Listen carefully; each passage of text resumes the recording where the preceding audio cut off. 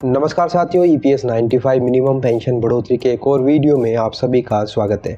साथियों, आज बात करेंगे लोकसभा का जो मानसून सत्र चल रहा है उसमें जैसे हमें पता है कि 22 जुलाई को लेबर मिनिस्ट्री को समय दिया गया था कि वे लेबर से जुड़े हुए और पीएफ और ईपीएस से जुड़े हुए मुद्दों पर आंसर करेंगे।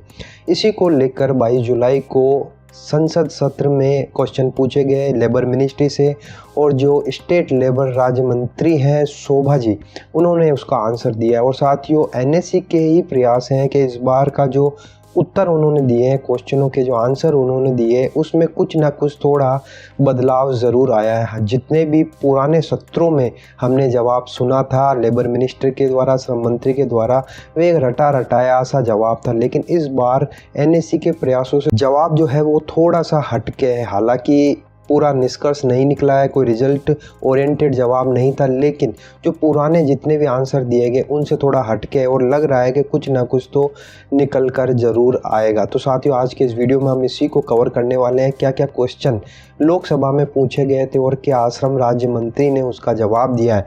तो आज के इस वीडियो में हम कवर करने वाले हैं। वीडियो बहुत ही इंपॉर्टेंट होने वाला है, वीडियो के अंत तक आप ज़रूर बने रहिएगा। तो साथियों, यहाँ पर आप देख सकते हैं ये वो पार्लियामेंट्री क्वेश्चन आंसर का पैम्पलेट है जो आपके सामने है। यहाँ पर आप देख सकते हैं 22 जुलाई को 194 यानी 194 क्वेश्चन नंबर था जो पूछा गया था लेबर मिनिस्टर के द्वारा। और जो सांसद थे वो थे श्री राजा ए। इन्होंने ये क्वेश्चन पूछा था लेबर एंड एम्प्लॉयमेंट को 194वां क्वेश्चन। तो यहाँ पर आप देखिए जो क्वेश्चन है वो 5 क्वेश्चन है और इस बार जो क्वेश्चन है वो भी पूरे के पूरे ईपीएस से ही जुड़े हुए हैं। आप अगर पढ़ेंगे, यहाँ पर मैं आपको पढ़ के भी बता दूंगा, ये सारे के सारे ईपीएस से जुड़े हुए यानी पेंशन से जुड़े हुए हैं। पहले कभी भी ऐसा नहीं हुआ कि मात्र ईपीएस पर ही जोर दिया गया, दूसरे क्वेश्चन भी पूछे गए, लेकिन इस बार पूरा का पूरा जोर ईपीएस पर दिया गया था। तो यहाँ पर आप देखिए जो पहला क्वेश्चन है ए नंबर का, तो यहाँ पर ये कह रहे हैं कि weather the government is receiving demands from stakeholder like trade union, public representative for increasing the minimum pension। तो जो पहला क्वेश्चन है कि क्या सरकार को कोई दस्तावेज प्राप्त हुए, कोई डिमांड प्राप्त हुई है स्टेक होल्डर के द्वारा, यूनियंस के द्वारा और पब्लिक रिप्रेजेंटेटिव के द्वारा मिनिमम पेंशन हाइक को लेकर।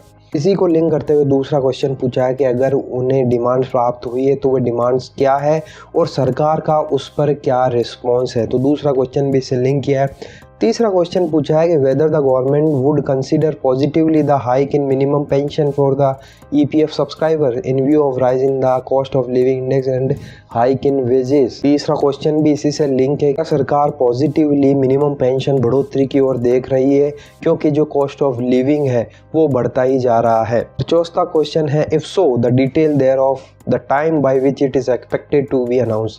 तो चौथा क्वेश्चन भी इसी से लिंक है और ये कह रहे हैं कि अगर ऐसा है तो कब तक मिनिमम पेंशन बढ़ोतरी सरकार कर देगी, उसका कब वह अनाउंस करेगी। तो साथियों, आप देख सकते हैं ये चारों क्वेश्चन लिंक हैं और ईपीएस 95 से ही लिंक है कि मिनिमम पेंशन बढ़ोतरी का क्या स्टेटस है और सरकार किस तरह से रिस्पॉन्ड करने जा रही है। पांचवा जो क्वेश्चन है whether the government EPF will revise pension calculation formula since the present one is arbitrary and bias against pensioners if so the details देयरऑफ।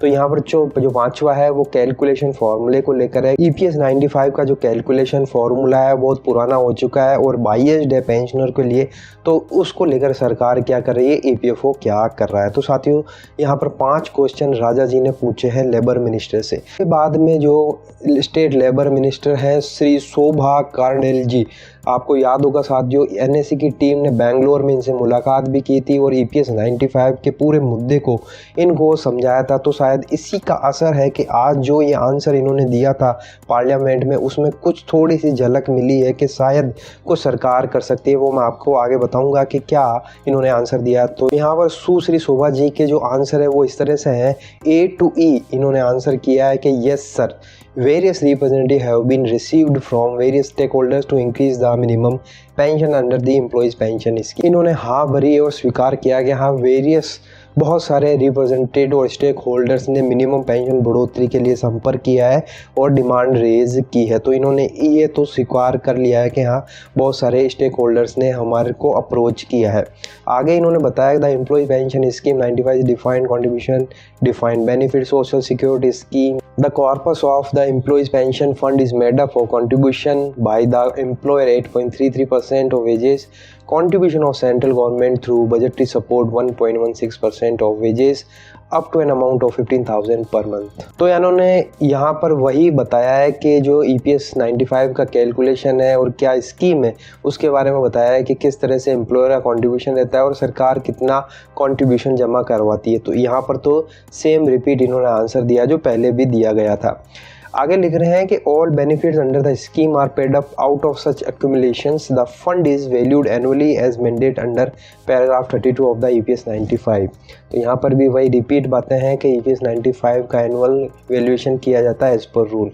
आगे जो आंसर लिखा है कि amount of members pension under the scheme is determined taking into account the pensionable period of service. यहाँ पर इन्होंने calculation formula बताया है जो क्वेश्चन में पूछा गया, तो फार्मूला भी सेम ही है, वही pensionable service into pensionable salary divided by 70, वो सेम फार्मूला है।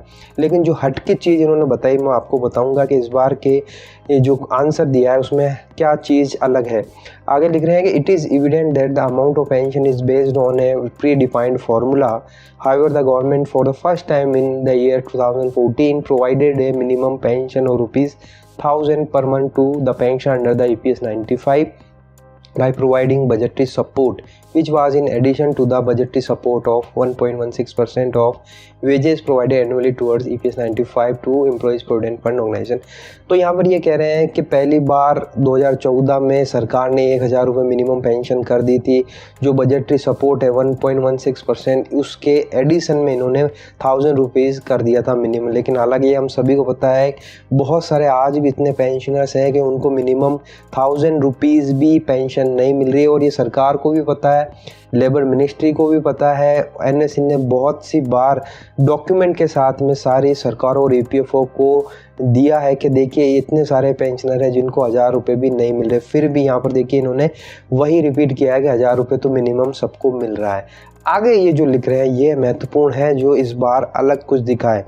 Considering the demands of employees pension scheme, the government constituted a high-powered monitoring committee for complete evaluation and review of EPS 95। तो साथियों ये पहली बार निकल कर आया है कि NSE और पेंशनर्स के दबाव में पहली बार गवर्नमेंट ने एक हाई पावर्ड मॉनिटरिंग कमेटी का गठन किया था EPS 95 मिनिमम पेंशन के को एवेल्यूट करने के लिए, जो चल रहा है वो सही है या नहीं, आप रिपोर्ट दीजिए। तो ये पहली बार हुआ है कि हाई मॉनिटरिंग कमेटी का गठन किया गया है, वो भी NSE और पेंशनर्स के दबाव के कारण। आगे अब जो ये कमेटी बनी थी उसने क्या जवाब दिया, तो ये लिख रहे हैं कि the committee consider the issue of dearness allowed under the EPS 95 and has recommended earnestly that linking the pension admission under EPS 95 with cost of living is not feasible in view of actuarial position of the fund। तो यहाँ पर जो committee है उसने कहा है कि DRS allowance की जो डिमांड की जा रही है कॉस्ट ऑफ लिविंग इंडेक्स से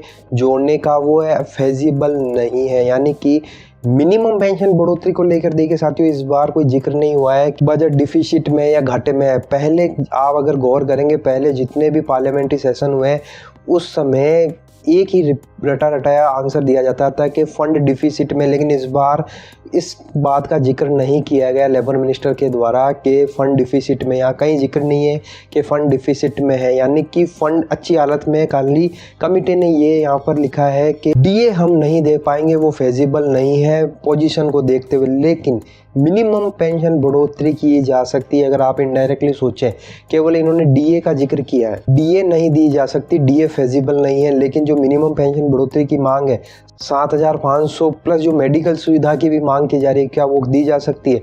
तो साथियों यहाँ पर आप देख सकते हैं, पहली बात तो ये हुई है कि यहाँ पर घाटे का जिक्र नहीं हुआ है जो हमेशा की जाती है। लेबर मिनिस्टर EPO हमेशा ही कहता है कि फंड घाटे में है, लेकिन इस बार जिक्र नहीं है। तो ये पहला एक थोड़ा सा हटके आंसर हुआ है। दूसरा, एक हाई पावर मॉनिटरिंग कमेटी का गठन किया गया। तीसरा, इस बार इन्होंने जो कमेटी गठित की उन्होंने बस एक ही चीज़ बोली है कि DA हम नहीं दे सकते, वो फेजिबल नहीं है, लेकिन तो फिर क्या मिनिमम पेंशन बढ़ोतरी की जा सकती है, मेडिकल फैसिलिटी दी जा सकती है, और क्या सरकार इसकी ओर देख रही है। तो साथियों ये थोड़ा सा पॉजिटिव मुझे लग रहा है कि NSE और पेंशनर के दबाव के कारण और जो इतने सारे सांसद इस बार एनएसनो का समर्थन कर रहे हैं, उसी का दबाव है कि इस बार जो लेबर मिनिस्टर ने आंसर दिया उसमें कुछ थोड़ा सा बदलाव है, कुछ पॉजिटिव झलकें दिख रही है। हालांकि यहाँ पर निष्कर्ष निकल कर नहीं आया, लेकिन थोड़ी सी पॉजिटिव झलक, सकारात्मकता दिखाई दे रही है इस बार के आंसर में। आपको क्या लगता है साथियों, क्या वाकई में इस बार के जो ये आंसर हैं पिछले सेशन से कुछ हटके हैं? क्या वाकई में सरकार कुछ देख रही है, मिनिमम पेंशन बढ़ोतरी कर सकती है, चाहे डीए ना दे, कॉस्ट ऑफ लिव इंडेक्स से जुड़ता हुआ डीए ना दे, लेकिन क्या मिनिमम पेंशन बढ़ोतरी की जा सकती है, मेडिकल सुविधाएं दी जा सकती है? तो ये एक महत्वपूर्ण बात है जो सरकार शायद सोच रही है इस बार। तो साथियों, एनएससी का मुझे तो लगता है दबाव जो प्रयास किए जा रहे हैं वो रंग ला रहे हैं, और हो सकता है आने वाले समय में मिनिमम पेंशन बढ़ोतरी भी हमें देखने को मिले। आप क्या इस बारे में सोचते हैं? अपनी राय ज़रूर बताइएगा। वीडियो अगर आपको अच्छा लगा तो लाइक शेयर करिएगा। इसी तरह की अपडेट पाने के लिए आप चैनल को सब्सक्राइब ज़रूर कर लीजिए। तो फिर मिलते हैं, तब तक के लिए अपना ख्याल रखिए। जय हिंद, जय भारत।